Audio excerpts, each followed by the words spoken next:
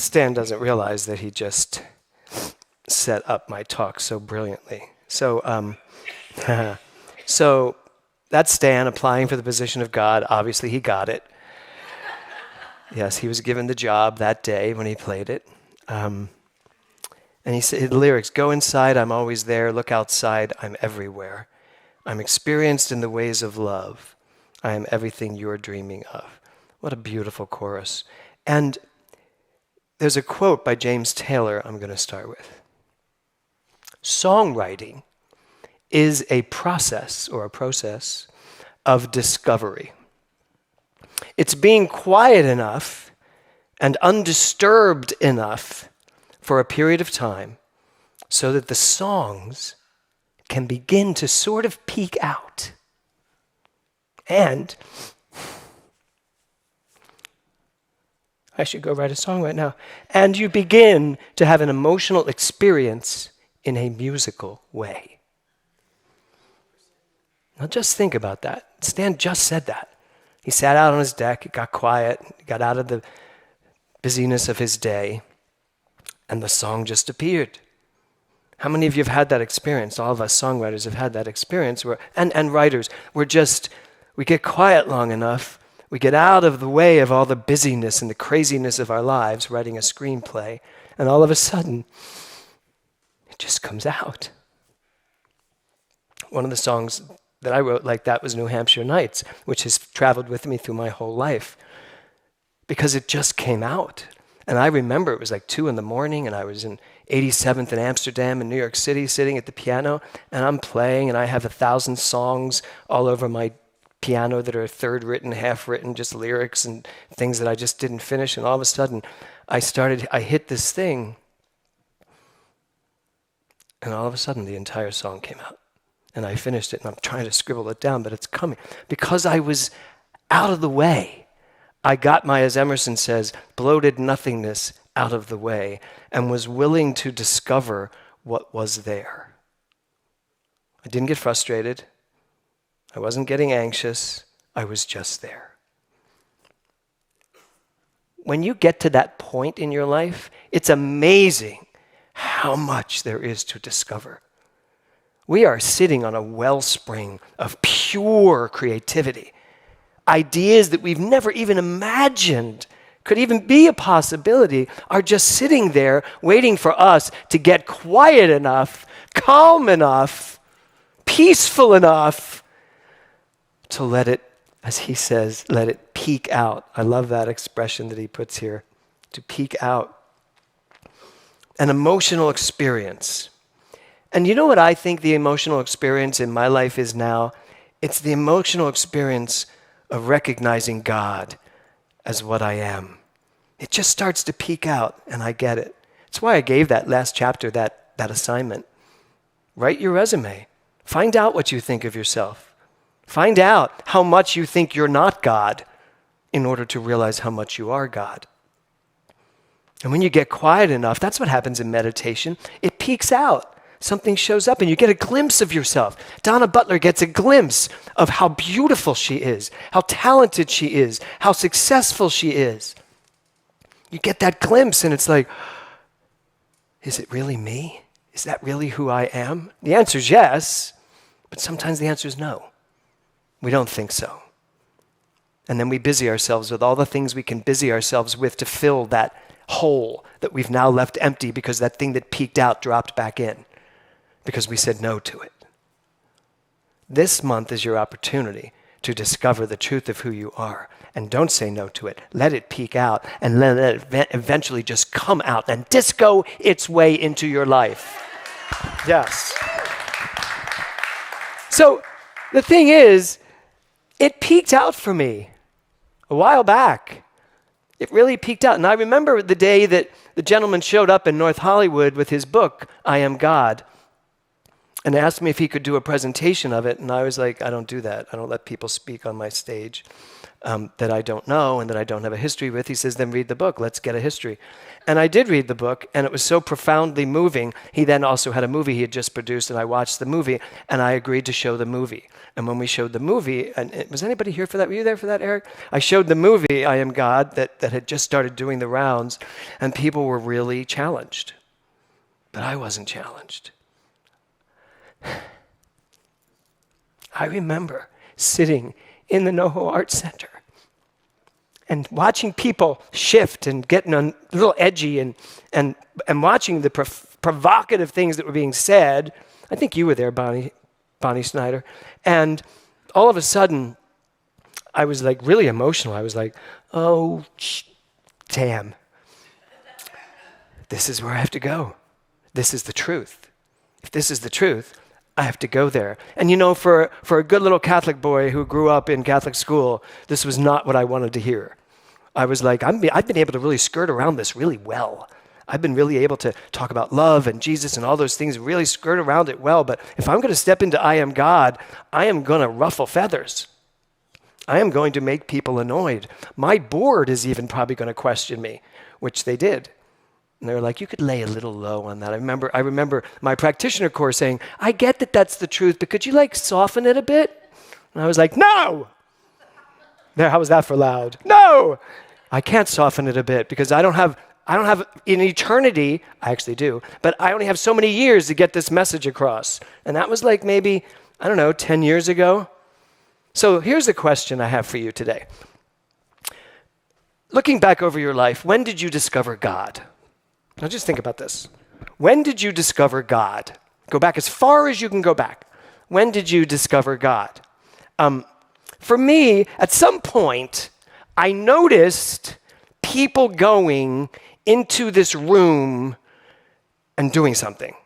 I just went back as far as I could go. I'm like, can I remember as a baby going to church? No. I probably have some feeling inside of when they baptized me and I thought I was drowning when they're pouring the water on me, which is probably why I can't snorkel, so I can blame the Catholic Church for that. But if I go really way far back, when did I first get this idea of God? Was I born with it? I don't think so. I don't think I was born with a concept of God. I think I was born God. I think I was born knowing who I was, only to be told something different. And I think at some point I found this majestic, beautiful place that was just, so I go far back. I want you to keep asking yourself, when did you discover God? So I think it was when I was around 6, maybe 5, in the Cathedral of St. Peter and Paul in downtown Philadelphia. Gorgeous cathedral, one of the only cathedrals that the popes have visited. And this gorgeous cathedral, which was my parents' cathedral. And I remember being in my aunt's wedding. So I'm in this little tux, probably about that high, in a little tux. And I remember being in this cavernous place with this smell of incense and all this, the organ and the singing and my aunt in this huge white dress and this magnificent thing. That's like my first remembrance of, this is God. This is what God is. This is that thing they keep talking about. Because I know I hadn't gone to school yet. But lo and behold, I had to go to school. Then I went to Catholic grade school. And in Catholic grade school, in the very first grade, I was confronted with the Baltimore Catechism. How many of you have ever had to read the Baltimore Catechism? How many ex-Catholics do we have? Just a few of you. So the Baltimore Catechism, Sandy, the Baltimore Catechism was everything you ever wanted to know about God explained in a way a 6-year-old could memorize. Seriously. And I remember sitting on the couch with my mother, her like running through these questions. Who is God? Where is God? What is God? What is man? All of these questions.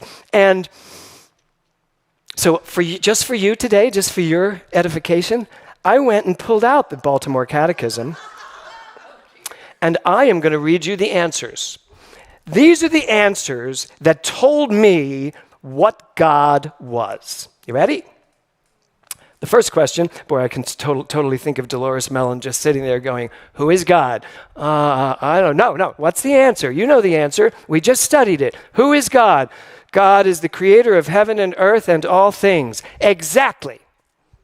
And what does that mean? God is the creator of heaven and earth and all things. That was an answer you memorized. That was it. So if someone said, who is God? God is the creator of heaven and earth and all things. Okay. Well, but who is God? God is the creator of heaven and earth and all things. That's it. I know, but who is God? Is the creator of heaven and earth and all things.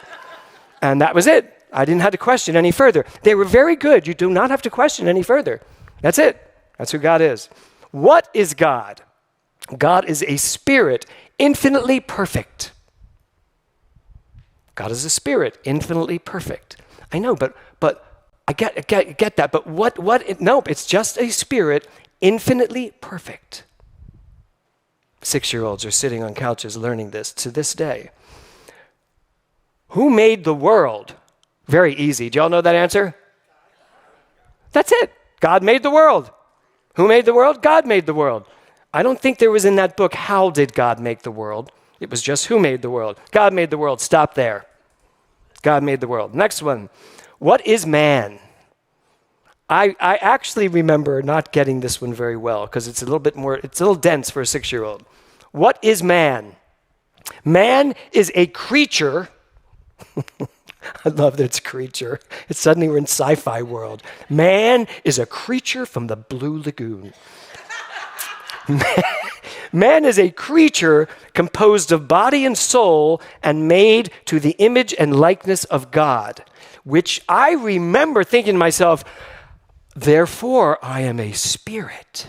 I'm Casper, the friendly ghost. I am a spirit. I'm perfect because I'm made in the image. I mean, telling a child you're made in the image of likeness of God and then going into a cathedral, what am I? I'm the incense, I'm the statues, I'm the, God forbid, the Stations of the Cross, watching the worst tragedy I've ever seen. All of that. That's what I am. Okay, so there you go. That's what is man?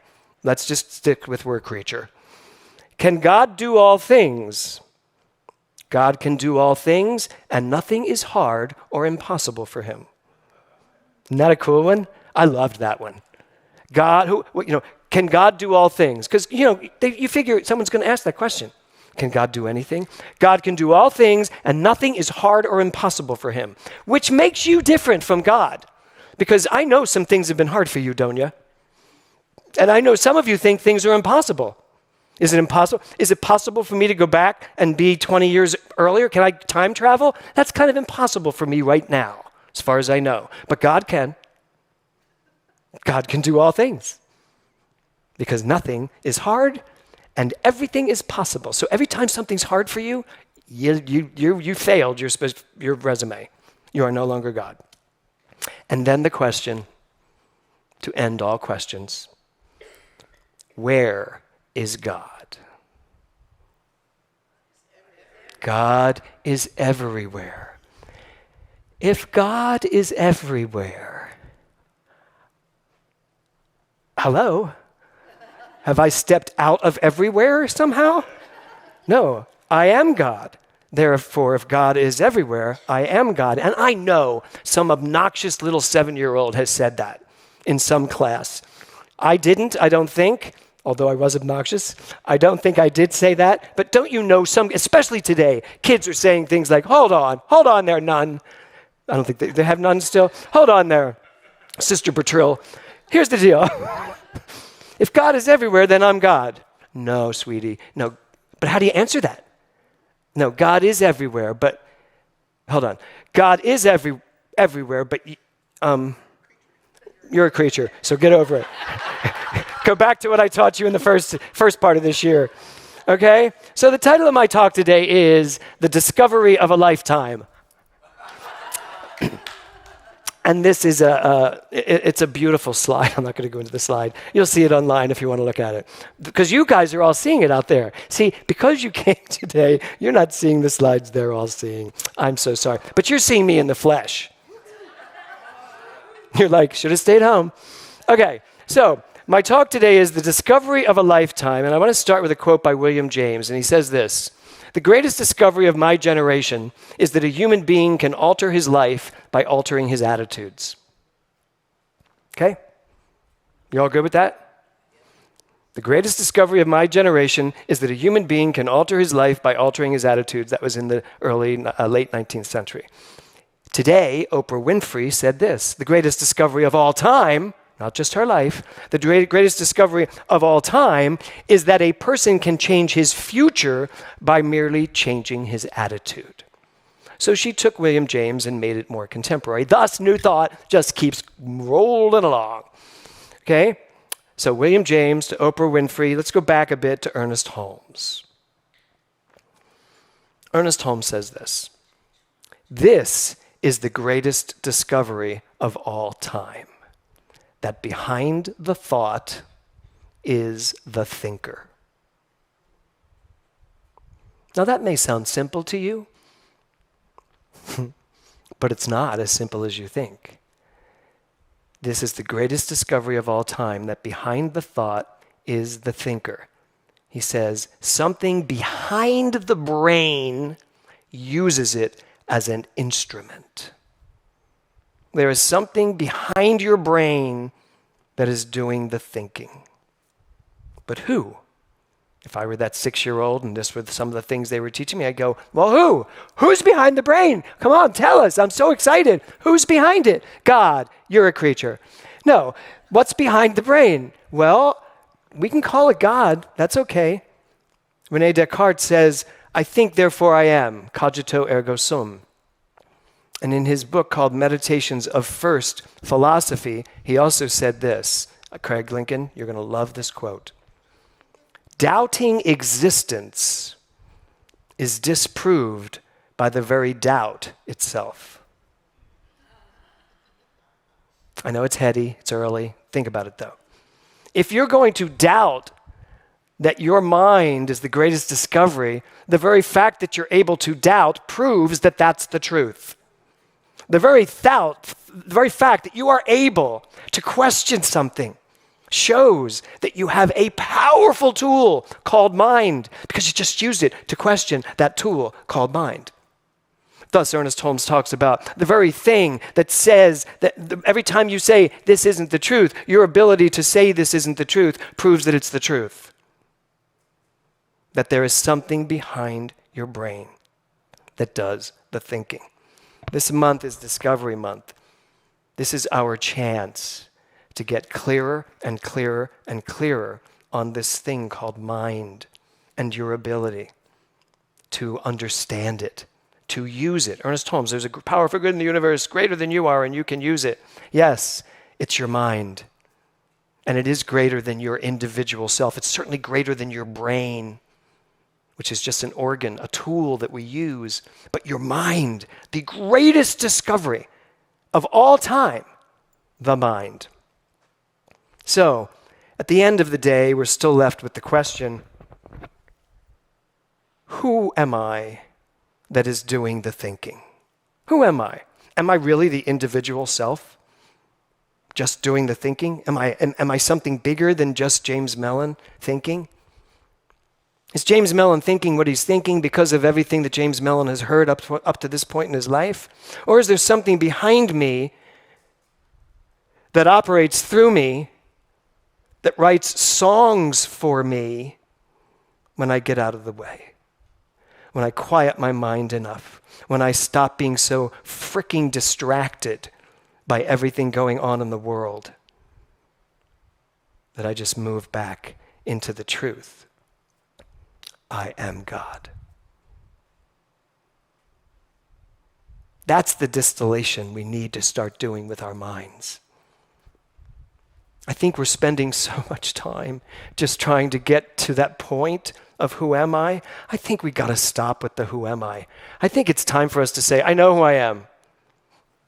Remember who you are and move on. It's not like I'm going to spend my whole life figuring out who I am.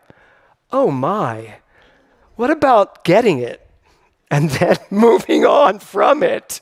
Wouldn't that be exciting? It would put most churches out of business. Because if you got it, we don't need to go kneel down anywhere and pray for it. We don't need to keep trying to learn how to do spiritual mind treatment perfectly with everything in its perfect place so that it gets me what I want. Ernest Holmes, do you know that Ernest Holmes did not design spiritual mind treatment? It's not an Ernest Holmes thing. It came after him. And I would dare say he probably turns over in his grave every time somebody tries to teach the 5-step treatment. And I think he jumps out of that grave when anyone bothers to add 2 steps to it. So, thank you. So, Ernest Holmes said one thing. God's all there is, that's who I am. Now what do you want? That's what he taught.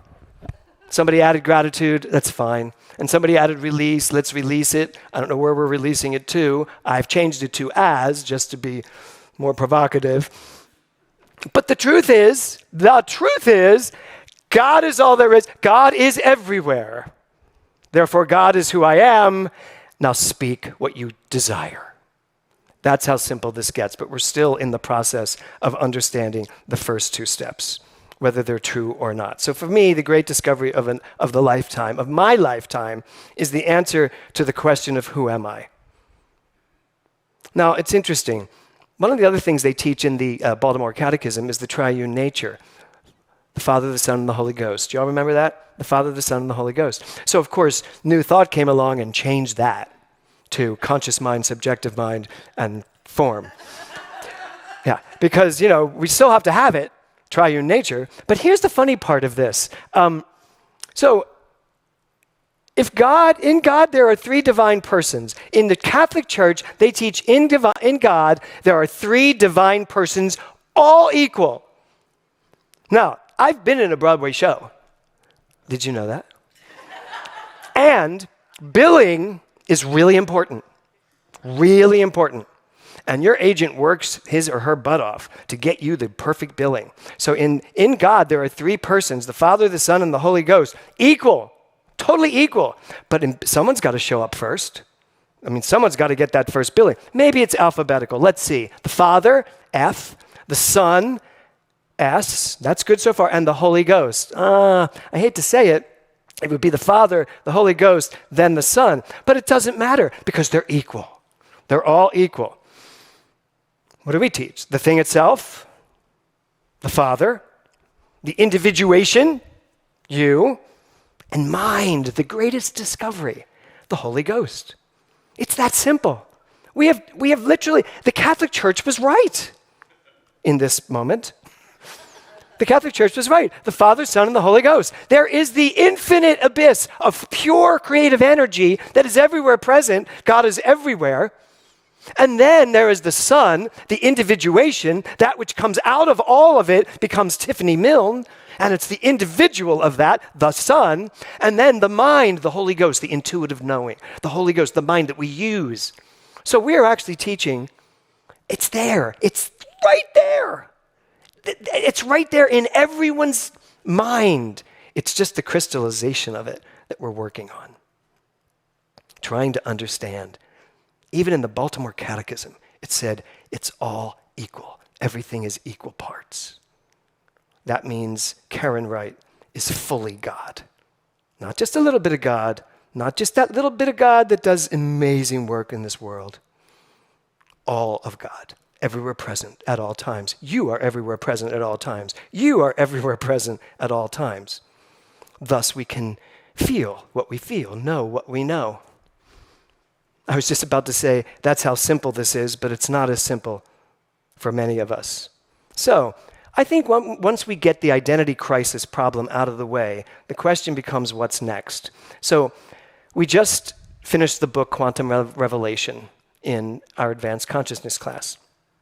And I was so excited because the author, Paul Levy, he gave us 13 weeks of study that pretty much every one of us left Thursday nights with our heads like exploding, understanding this quantum field of energy that we are.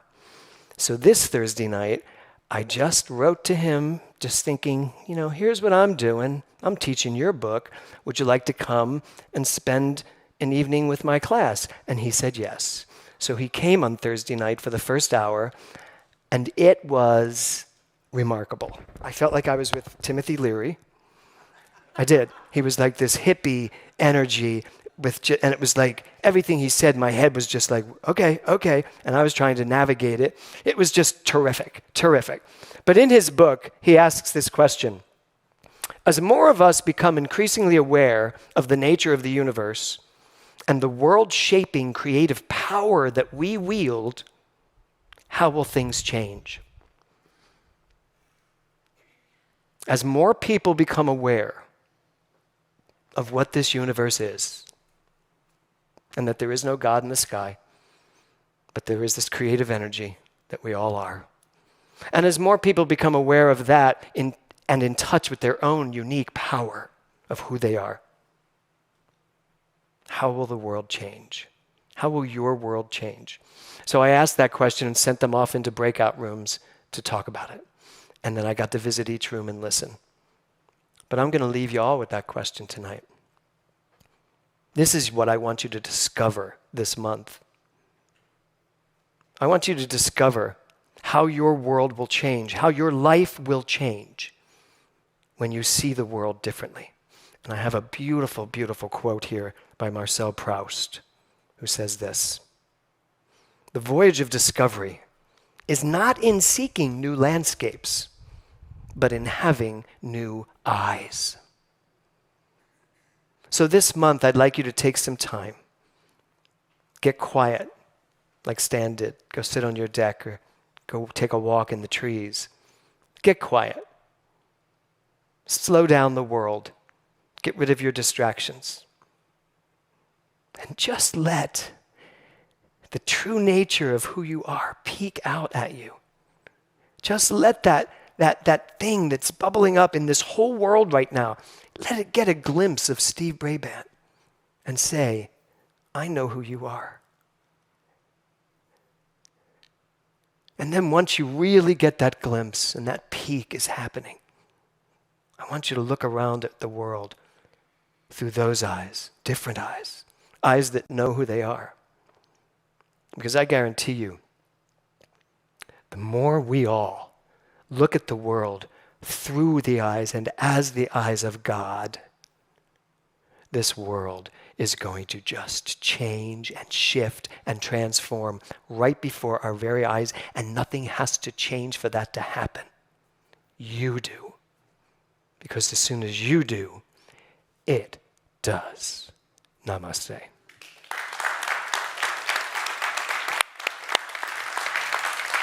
Thank you.